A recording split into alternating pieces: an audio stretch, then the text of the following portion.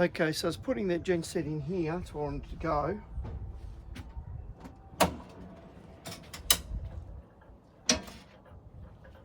I got the Briggs Stratton P3400, so 3.4 kilowatt of peak power, and really only want 2.4 kilowatts, so that's fine. It's manual start, but you can get to this quite easily from here. I just ran a couple of bits of strip aluminium here just to hold it in place, and I had to take the wheels off the back of it that are on my little C-clip on the back of it to fit it in, and then it fitted under nicely. I left the wheels at the back in case I want to take it out or use it somewhere else later on, so I can get it out easy enough, not a problem at all.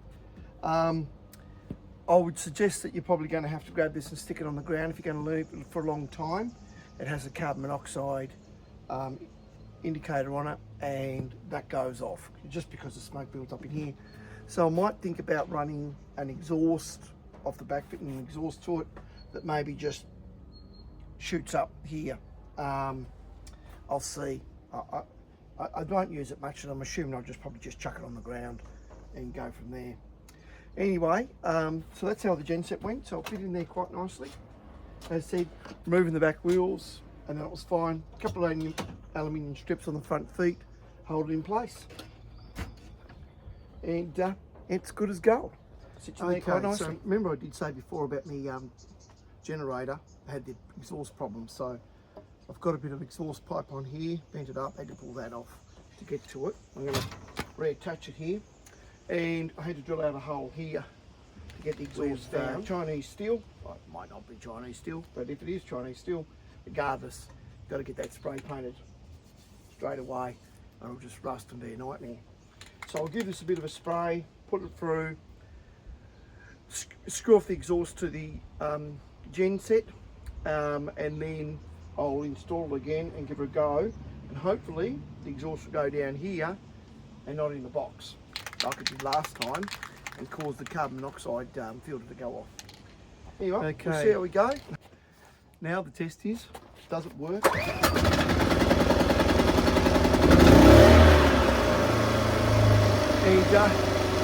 away she goes.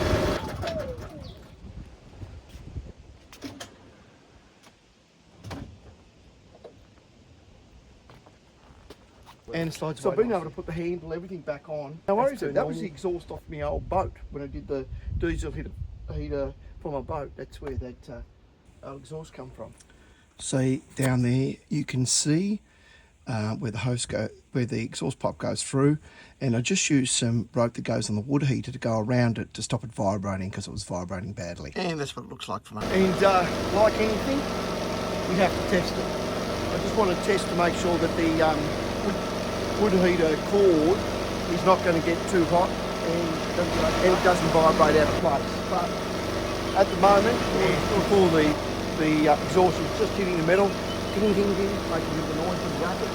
So that certainly stopped that. Now that is not the diesel heater, the gen set. I think that was the gen set is all good now.